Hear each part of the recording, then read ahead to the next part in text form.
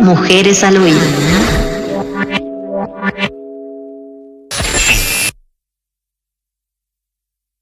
En esta casa vive el diablo. Sandra Araya.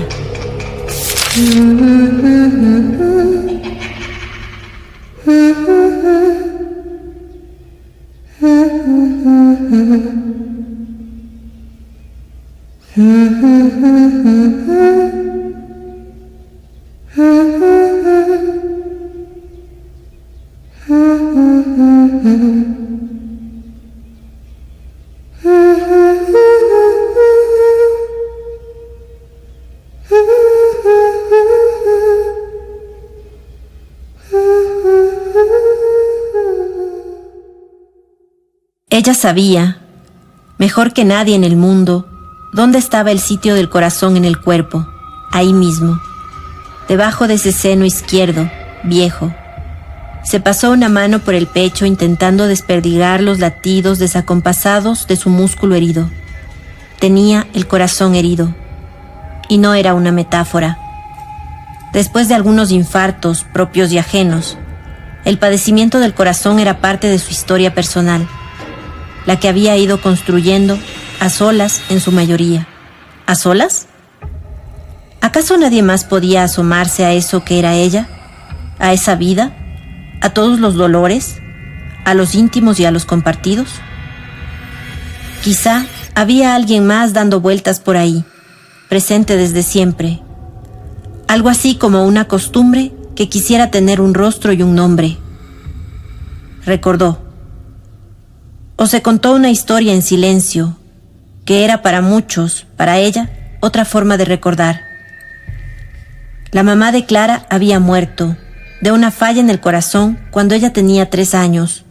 Ella, la niña que fue creciendo de forma rápida, la niña que una vez pudo ser Clara, no la recordaba realmente, pero le dijo al padre, durante años, hasta la muerte de aquel, incluso que sí, que aún se acordaba de su voz, que tenía imágenes de ella frente a la ventana, borrosas, claro, agregaba, para darle verosimilitud a su relato, a su mentira piadosa, a esa forma de retribuirle al padre que la hubiera criado a solas desde tan chica, además de los hermanos, y de que de cierta forma le hubiera legado a ella, la menor, las riendas del hogar.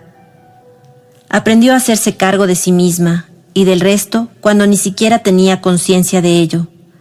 Esa era su vida. Ayudar al padre para que la casa funcionara bien, desde sus pequeñas fuerzas, hasta que éstas fueron creciendo. Fue cada día más dueña de su capacidad, de cocinar, de organizar, de opinar. Ella le dio la bendición a su hermano mayor cuando decidió buscar una mujer para casarse. Eran otros tiempos. Cuando Clara se casó, el padre ya había entrado en la etapa crepuscular de la vida, en que había cierta resistencia del hombre a dejarse proteger, aunque en el fondo supiera que ya el mundo no le pertenecía. Sus pasos eran lentos. Su costumbre de quedarse parado frente a la ventana, frente a la luz. Él siempre supo que Clara mentía sobre su último recuerdo de la madre, porque la imagen de quien mira hacia afuera la tuvo él siempre en su cabeza, era la de sí mismo, esperando que su mujer volviera de la tumba, que la luz le diera respuestas para una vida que no estaba seguro de haber escogido, por lo menos de forma consciente. Hasta que Clara, ¿quién más?, llegaba luego del mediodía a llevarle una fuente con comida, recién hecha por ella, para su marido, para sus hijos, con el primero en brazos, y que se desprendía de la madre dando sus primeros pasos.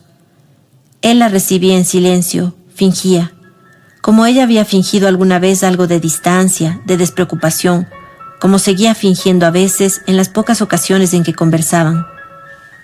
Que no reparaba en ella, que no le importaba, que estaba abstraído en sus recuerdos, cuando en realidad la miraba de reojo, con mucha más atención que la que le prestó jamás, como si la viera en el futuro, iba en su mente, en su visión, con un traje negro, siempre ocupada, siempre con ganas de gobernar una casa, invocando, cuando las fuerzas se le fueron agotando, al diablo, aunque esa invocación la hacía a ella en silencio.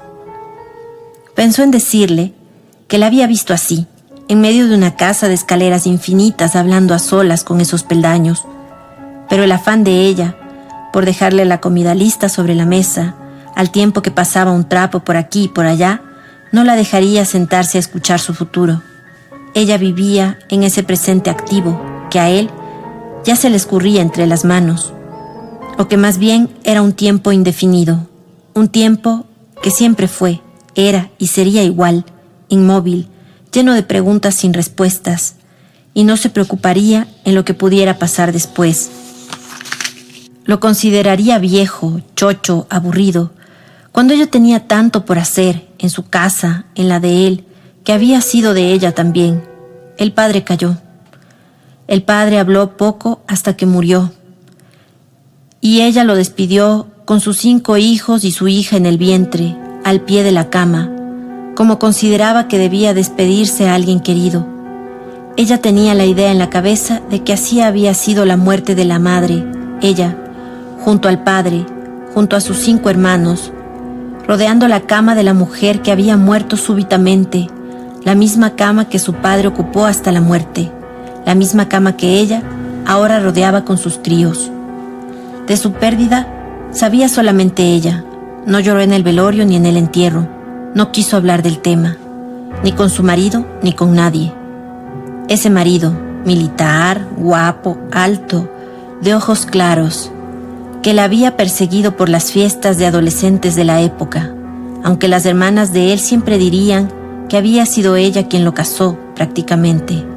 Hacía chistes, era alegre a diferencia de ella, siempre seria, siempre apurada, febril, ocupada en que la vida del resto funcionara al ritmo debido. Su vida era hacer que la vida del resto transcurriera, y su corazón lo sabía. Su corazón que iba en camino a estar herido, o que siempre lo había estado, al acecho. El corazón del esposo, sin embargo, falló antes que el de ella. En un tramo de la escalera de esa casa de subidas y bajadas infinitas, el marido se desplomó un día, sin ruido casi, porque ella desde arriba escuchó claramente, quizá no con los oídos, sino con la piel o con algún órgano desconocido, el gemido mínimo, el suspiro final de un cuerpo que se sabía sin vida antes de chocar con el frío del suelo. Ninguno de los niños estaba en la casa. Era una mañana de sol.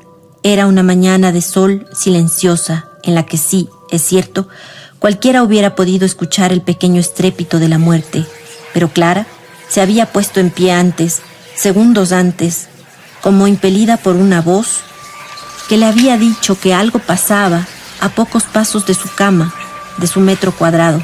La muerte, eso sucedía. Se preguntó en el funeral, una vez más abrazada a sus hijos, si la muerte no era algo que ella traía pegado a los talones. No había terminado de sacarse el luto del padre y ya tenía que volver a vestirse de negro por el marido. No volvería a vestirse con otros colores. ¿Para qué? Siempre había un luto en su vida. Había nacido para el duelo. Estúpida. Era su voz, la misma voz que la había acompañado desde que tenía uso de razón. Algo cascada, voz de vieja desde siempre, voz de mando, el chillido del escándalo, del eco en las paredes. Pero le sonó distinta ese día, el día en que se vio a sí misma, 20 y tantos años después de que se viera viuda, embebida en vestidos negros para siempre. Un cuervo viejo, eso parecía, pensó. Un ave de mal agüero, se imaginaría el resto, pensó. Quizá por eso la casa había ido quedándose vacía de a pocos. Es normal, claro, que los hijos se casaran, se fueran con sus mujeres, que la mujer se fuera con un hombre y que aparecieran solo de vez en cuando, para las fiestas, para las comilonas que ella organizaba con su mano en la cocina, en la mesa, en el orden de los puestos alrededor de esa mesa, en las conversaciones mediadas por ella. Siempre. Se había acostumbrado entonces a estar sola, acompañada ocasionalmente por las amigas que iban a jugar cartas en la pequeña habitación de juego, entre tazas de té, cigarrillos blancos y galletas. Las otras, viudas o casadas aún, vestían todas con colores.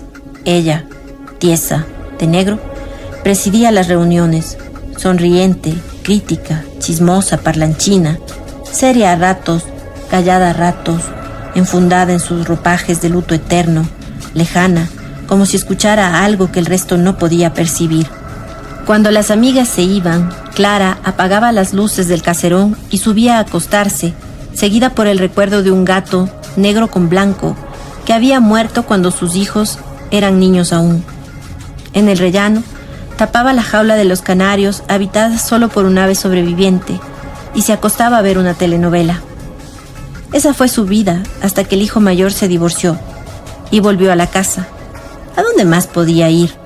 Entonces, por alguna extraña razón, la casa se sentía más vacía, pero al mismo tiempo más llena de voces, de algo. Cuando el hijo salía en las noches con los amigos, con alguna mujer, intuía ella, hombre, al fin pensaba, la casa quedaba como habitada por sombras que se negaban a ser tales, por ruidos que pretendían mutar hacia otra forma. Ella no podía irse tranquila a su cuarto, porque enseguida escuchaba pasos en el piso de abajo, escuchaba que alguien quería ocupar sus ollas, escuchaba cómo alguien se acomodaba en los sillones de terciopelo, escuchaba que alguien corría una silla o acomodaba una mesa en la sala de juegos. Bajaba, paciente, al principio asustada, luego con la costumbre, lenta, pausada, hilvanando excusas en la boca como el rezo del rosario, razones lógicas por las cuales escuchaba un ruido u otro, pero jamás, es cierto, dejó de atender esas señales, porque no estaba loca, no. Sabía que había escuchado algo. Se lo dijo muchas veces al hijo, pero este no le prestó atención, sino una primera vez. Y como ella no acogiera las sugerencias de una alarma para robos, pues se calló y pensó que serían sencillamente cosas de la madre. Estaba envejeciendo a todas luces. Quería censurarle las salidas, querría más atención. La madre entonces, una de esas veces, zanjó la conversación, sabiendo que su hijo no prestaría más atención y que ella, por último, podría batirse perfectamente bien con lo que fuera que recorría su casa en las noches. Musitó, más que dijo, mientras recogía los platos de la merienda. «En esta casa vive el diablo». El hijo alcanzó a escucharla cuando iba de subida hacia su cuarto. «No digas tonteras, mamá». Pero al día siguiente el hijo sí pensó en que tal vez algo habitaba en esa casa. No el diablo, pero sí la locura, la demencia de los viejos, pensó. Creía con temor que la madre, la firme madre, iba en caída por la soledad, por el peso de los años sin el padre, por el peso de una casa que se iba haciendo cada vez más grande para ella, mientras sus fuerzas iban quedándose pegadas en cada escalón que conducía a su cuarto. Se lo comentó a la hermana por teléfono a larga distancia. Ella gritó que no podía dejarla sola entonces, que no se le ocurriera irse en ese momento, que alguien debía estar con la madre, por lo menos hasta que ella llegara, en el verano, en 6 meses más. Se lo comentó a los hermanos, un día que llegaron para un almuerzo. Ninguno escuchó más de lo que quería escuchar. Se rieron, hasta hicieron bromas. Y él se lo tomó entonces a broma también. Aquello del diablo. No lo de la salud de la madre, no se iría, no. Y quizá podría reducir las salidas nocturnas, podría estar más tiempo con ella, sobre todo en las noches, que era cuando ella imaginaba la presencia de sombras y los sonidos. No había pasado un mes. Una noche cualquiera, el hijo iba subiendo las escaleras. Le había dicho a la madre que se acostara temprano, que si quería algo, él se lo llevaría. Había bajado a verificar que todas las puertas estuvieran bien cerradas, con cerrojos, con cadenas, y él iba llevando un té en las manos para la madre, cuando sintió un calor extraño en el pecho, un frío extraño en el pecho. Inmediatamente, no podía respirar. No alcanzó a sentir dolor. Cayó sobre el peldaño de la escalera, luego sobre todos. Antes de que el hijo terminara de caer, la madre se había levantado de la cama, había salido al corredor husmeando la oscuridad, husmeando el corredor, así a tientas, y se asomó al hueco de la escalera. Alcanzó a ver el cuerpo del hijo, ya hombre, en plena caída. Lo vio cuando aún no había tocado el peldaño tercero. ¿El mismo? En el que habría apoyado la rodilla débilmente el marido, rindiéndose a su peso, a la muerte que lo aplastaba sobre la escalera. Los dos, en el mismo sitio, los dos, heridos del corazón. El corazón de Clara quedaría herido definitivamente. Lanzó un gemido lastimero, esta vez, y se lanzó sobre el cuerpo del hijo, ya hombre, niño para siempre en su interior. Y aunque empezó a sentir el dolor en el pecho, el eco del dolor del otro, que no alcanzó a sentir aquel, el eco del dolor del otro más allá del tiempo, que alcanzó a sentir pero no a temer, el eco de todos los dolores en el pecho, el aguijón en el músculo herido por las generaciones, habitado eternamente por un escorpión. Tuvo la entereza para correr al teléfono y marcar el número de emergencias, pero no gastó fuerzas en pedir ayuda a gritos. ¿Quién la escucharía? Luego pensaría en esa pregunta insistente. ¿Quién? ¿Alguien? Clara no pudo asistir al funeral de su hijo. Ella estaba en terapia intensiva. Por la impresión, dijo el doctor. Por la pena de la pérdida, aventuró el doctor. Por el esfuerzo hecho al recoger al hijo y correr peldaños arriba y peldaños abajo, razonó el doctor. El corazón de Clara había fallado, y a su edad, que saliera viva de la operación era una apuesta. Y luego, si es que salía del hospital, vendría la recuperación, larga. Los hijos, los que le quedaban, menos la hermana que estaba en otro continente, se turnaron. Unos se ocuparían de los trámites mortuorios del hermano. Los otros se ocuparían de los trámites hospitalarios de la madre. Unos y otros se sentían algo inútiles, sobre todo la hermana, lejos, chillando órdenes y sugerencias que nadie estaba interesado en escuchar. La cuestión era sencilla en realidad. El hermano estaba ya muerto. La madre, quizá, estaría ya muerta en poco tiempo. A su edad, bebiendo café todos los días, fumando cada jueves en que las amigas iban a jugar barajas, con un infarto encima, el infarto del marido y del hijo a cuestas también, ¿de dónde sacaría fuerzas para seguir viviendo? Aunque esa reflexión se la hacían de forma desilvanada, temerosa, no la hubiesen dicho en voz alta, no se hubieran atrevido a formular la inutilidad de los ritos de la muerte y de la agonía. Se veían quizás caídos también en una escalera, en cualquier trozo de suelo, pensaban en la sangre, en la genética, pensaban en que si ellos y el padre, jamás había que olvidar al padre, aunque hubiera muerto hacía tanto, hacía mucho, muerto en algo así como en otra vida, en otra historia. Habían muerto por ataques al corazón. Seguro había una condición hereditaria, sus propios corazones eran bombas de tiempo, trozos de carne frágil, de movimiento caprichoso, azaroso. Alguno pudo objetar que el padre y la madre no eran parientes. No había por qué relacionar sus patologías. Alguno pudo objetar también que la madre aún estaba viva. No había por qué cantar su fallecimiento antes de hora. Pero los trámites se cumplían en silencio. El deber se cumple en silencio. El deber de callar y esperar la muerte todos los días, pensando lo menos posible en la vida que está frente a cada uno. Es cierto, eso sí, que todos se sorprendieron cuando la madre se recuperó. Clara abrió los ojos completamente a la semana de todo lo sucedido, después de que su sueño se transformara en una oscuridad profunda, la condición inalienable para que los médicos abrieran su cuero y hurgaran con las manos en su pecho. Completamente, porque antes había entreabierto los párpados, había boqueado sin sentido, tanteado el aire, el oxígeno que en algún momento se le había negado. ¿Por quién? ¿Para qué?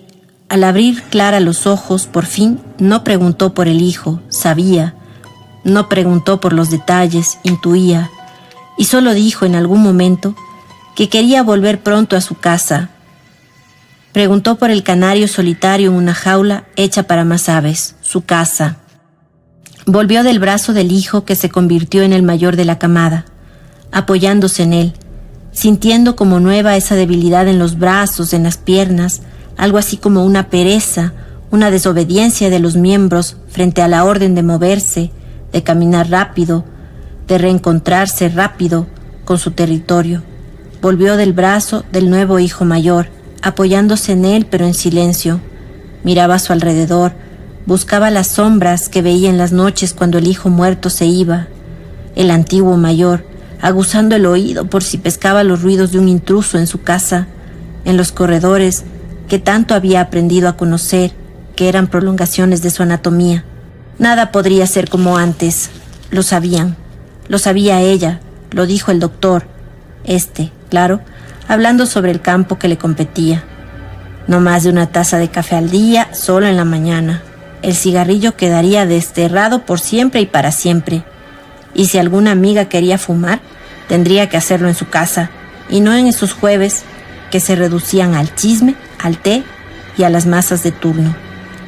Incluso los hijos sugirieron que no podían ordenar que trasladara su cuarto a una de las habitaciones de la planta baja para que no tuviera que subir las escaleras que históricamente representaban la desgracia en esa familia. Clara se negó de plano y no admitió más discusión al respecto. Esa casa, su tierra mínima, era un espacio que había organizado y que mantendría su orden hasta el final de sus días. Podía moverse entre las habitaciones con los ojos cerrados, aún con ese paso lento al que la obligaba su corazón debilitado. Justo frente al fin de las escaleras estaba su cuarto, el que había compartido con el marido difunto. A la izquierda, 2 cuartos para 2 hijos, un baño. A la derecha de la escalera, una pequeña biblioteca con libros olvidados de las épocas colegiales. El cuarto del hijo que había muerto recién, ya convertido en el de un hombre solitario. Un baño. El cuarto de la hija que vivía en el extranjero. Una habitación suspendida en el tiempo, tapizada con un papel rosado, algo desteñido. Por ahí andaba apoyada en una peinadora una que otra muñeca rezagada de la niñez. Una radiocasetera que tal vez reproducía en las noches alguna cinta a volumen muy bajito, inaudible. El piso de abajo en menos desuso, pero igual de antiguo, tampoco se movería. A la derecha de la puerta de entrada estaba la sala, grande, con aparadores de vidrio que exhibían muñequitas de limonje, un abanico genuinamente sevillano, un kimono en miniatura que alguna vez le había regalado uno de sus consuegros muerto ya en otro país, en otro mundo, en otro relato. De ahí se pasaba al comedor, con una mesa enorme, maciza, que acogía comensales solo en una fiesta infantil que convocaba a más gente, a alguna reunión formal, porque en realidad la familia se reunía alrededor de una mesa de baquelita grande, pero no tan grande como la otra, que ocupaba la primera habitación de la cocina. Tenía vista a un jardín siempre a medio marchitar, donde una tortuga de edad incierta se cobijaba bajo una planta de hojas enormes. Clara no sabía qué tipo de planta era aquella, y tampoco recordaba cómo le habían puesto a la tortuga. Pero no era por vejez, demencia o desinterés. Alguna vez uno de los hijos llegó con la tortuga debajo del brazo. Le había dado un nombre secreto, y con los años, cuando se fue a formar su familia, dejó al animalito en el jardín conocido, a cargo de una madre que solo la alimentaba y le cambiaba el agua con un gesto mínimo de solidaridad hacia un ser vivo que de seguro recordaba su edad y su nombre. Pero ya no consideraba importantes esos datos, tal como ella. Su relación con la tortuga y el jardín era de un entendimiento silente, y así había sido la relación con la casa, sobre todo con la segunda habitación de la cocina, donde estaban los grandes electrodomésticos, cocinas de varias hornillas, un horno de pan, 3 refrigeradores, sacos de comida, de granos, de arroz, de azúcar. Es que ella esperaba en silencio que uno u otro hijo, ya luego los nietos, vinieran a comer, con esposas, hijos, niños, niñas, hasta con una mascota, al final, y preparaba comida para un batallón, para comer grandes porciones de una sentada, y para que se llevaran recipientes para 1 y 2 recalentadas. Ese era en especial el territorio de Clara, una trinchera, la habitación donde preparaba los alimentos en enormes ollas plateadas. Y ahí fue donde empezó a escuchar los ruidos, los sonidos nocturnos de alguien que no era ella ni su hijo, moviéndose, usando los cacharros con los que ella había construido la vida de su familia. Pensó de forma difusa al principio y luego se le convirtió en una constante, una especie de teoría. Creía que si ella hubiera estado en esa cocina, en vez de en su cuarto, al momento, en los momentos en que tanto el marido como el hijo se desplomaban sobre las primeras gradas de la escalera, habría ella alcanzado a llegar hasta sus cuerpos. ¿Para qué? Si la muerte siempre llegaría antes, estaba ahí, dentro de cada uno de ellos, era parte de su piel. Era la muerte su piel.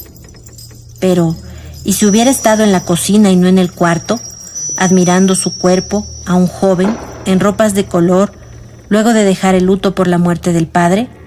¿Para qué? Si el corazón del esposo se había parado antes de que el resto del cuerpo tocara el suelo, se detuvo como cuando se corta un hilo tirante de un tajo, sin posibilidad de volver a unir dos cabos que una vez fueron una continuidad. Pero, ¿y si hubiera estado en la cocina preparándose ella misma el dichoso té y no en su cuarto, distraída por un minuto de los ruidos y de las sombras? Segura, absurdamente segura, porque su hijo estaba en casa y no había salido a la noche entre mujeres y amigos borrachos. ¿Para qué? Si el corazón del hijo había explotado dentro del cuerpo en tantas pequeñas esquirlas de sangre y músculo que hubiera sido imposible reconstruir un órgano así de dañado. Ni siquiera el cirujano más hábil habría podido arreglar esos adoloridos trozos de carne, llenar ese vacío sangriento. ¿Pero y ella? ¿Por qué sobrevivió al infarto que le ocasionó la impresión de ver a su hijo muerto? El miedo le había paralizado el músculo. No podría estallar así. El miedo le había paralizado el músculo, su hilo vital. Lo había congelado. Ahí no hubiese valido filo alguno. Su cuerpo, cuando se movió hacia el teléfono, parecía funcionar como a control remoto dirigido por alguien más. Luego se había permitido caer junto al hijo, casi muerta junto al muerto. Los servicios de emergencia tuvieron que tumbar la puerta para entrar a la casa aquella vez. Sobrevivió también porque tenía que describir quién andaba en las noches por su casa.